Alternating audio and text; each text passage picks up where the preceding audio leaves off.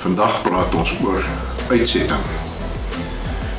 Dit gaan oor iemand wat uit 'n perseel wat hy bewoon, waar hy in is, uitgeset word. En dit word gereguleer deur die Prevention of Illegal Eviction wet, beter bekend as die PAI-wetgewing. Niemand mag iemand van 'n perseel uitsit sonder dat hy 'n uitsettingshofbevel bekom het nie. Jy kan op geen ander wyse iemand uit 'n perseel uitsit nie.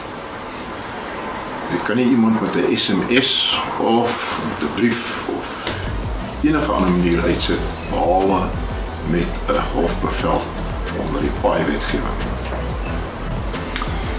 Waarna kyk die hof wanneer so 'n aansoek om 'n uitsettingsbevel voor die hof kom?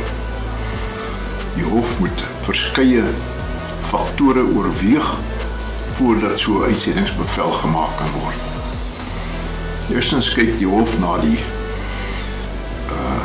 omstandighede van die mense wat in die perseel bly en kyk na hulle gesondheidstoestand, die mense wat daar bly, hulle ouderdomme en of daar jong kinders betrokke is en veral of daar dan ook alternatiewe behuising vir die mense beskikbaar is. Hierdie faktore neem die hof alles in ag voordat die hof die uitsettingsbevel toestaan. Behuising is 'n mensereg in terme van ons grondwet. En enige proses wat gevolg word om so 'n persoon uit sy behuising uit te sit, moet menswaardig hanteer word. Die persoon se menswaardigheid moet beskerm word en dit word wel gedoen in terme van ons wetgewing. So die persoon kan nie uitgesit word sonder dat sy menswaardigheid in ag geneem word nie.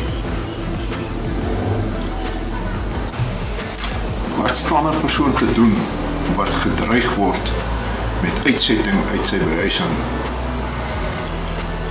Jy moet glad nie die woning verlaat as dien daar nie 'n uitsettingsbevel deur die hof toegestaan is nie. Jy kan ook jou regte beskerm deur die hof te nader in terme van die PAI-wetgewing en die hof moet al die faktore in ag neem om seker te maak dat die proses reg gevolg is en ook dat die proses menswaardig is en al die faktore wat die hof moet in ag neem voordat so 'n uitsettingsbevel gemaak word. Is dit raadsaam of gewens dat jy op jou eie die hof nader om so 'n proses teen te staan? In my ervaring is dit wenslik dat jy van 'n prokureur se dienste gebruik maak om jou by te staan in die proses wanneer jy met sy uitsettingsbevel bedreig word.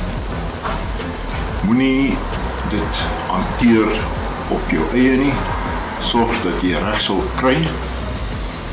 Daar is natuurlik ook regshulp beskikbaar vir mense by die regs legal aid